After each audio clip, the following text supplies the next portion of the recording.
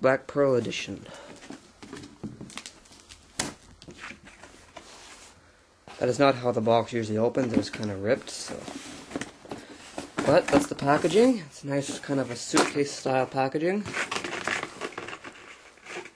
It's a very good overclocker. Before I got my 780, I got this, and this is not an SLI board, but it's a Crossfire board, but it's a very good overclocker.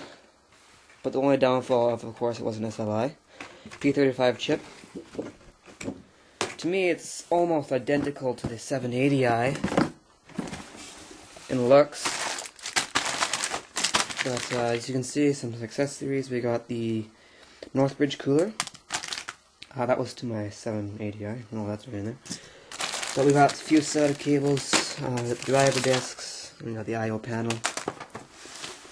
The motherboard itself, very stable motherboard when overclocking. I would have kept this motherboard, but as I said, it's not an SLI board. Nice thing about this board is it comes with these, so if you don't have to figure, if you have dark light in the room, then you don't have to be staring at your board and go blind staring at it. This is basically an adapter, so you don't have to. You just plug the case in there and then good. Let's look at the motherboard. It comes in a static bag. Here's the motherboard itself. One 16-speed slot, and this one's an 8-speed for Crossfire. Southbridge cooler, Southbridge and Northbridge, and of course it looks the same design as the 780, except there's a bigger one here and it goes up. DDR2 up to 800 megahertz.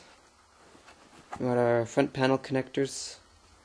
We got our 6 SATA ports, 24-pin motherboard connector, and I got right now from last time. I took some pictures. I left my RAM in here. This is basically just 2 gigs of OCZ PC 8500s, 1066 megahertz. Trying to get a good zoom. It's kind of hard. Anyways, yeah, it's PC 8500 SLI ready EPP 55515. I never ran it on this board. I ran this memory on my 780i. Very good memory. I'm going to do a little review on that later. But it's an AI lifestyle chip, and nice looking motherboard. Very nice looking motherboard, I think. Similar to the P5NT, but except for the P5NT is a 780i chip, of course. But you got your, I like this, most motherboards have that, but there's some nice things on this board that other boards don't have. And then of course, you know, this just pops up in here. There, or you can have it, right here too. But it has 1, 2, 3. I think it only has 3 auxiliary fans, and one of them is for the CPU. So 2 fan plugins, which I did not like, which was kind of cheap, because if you have say a triple rad you want to plug in, which is super nice with the 7 and 9 Ti's, it has 6 auxiliary fan plugins. But there's a few downfalls of this board, but other than that, it's an extreme overclocker. And I would highly recommend it to anybody that's not running SLI. And it's a good price. It's about $190 Canadian, which isn't bad for a motherboard, for an overclocking motherboard. I ran this with a quad Intel Core 2 Extreme X6800,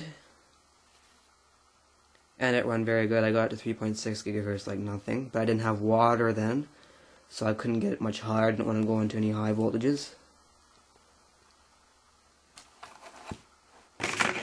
But it's about, if you're running Crossfire, I guess this is a very good board, but I'm not sure if the 3870s, I think they're a Crossfire X, I'm not sure, but I don't think you can run them on here, but like any 2 series I think you could.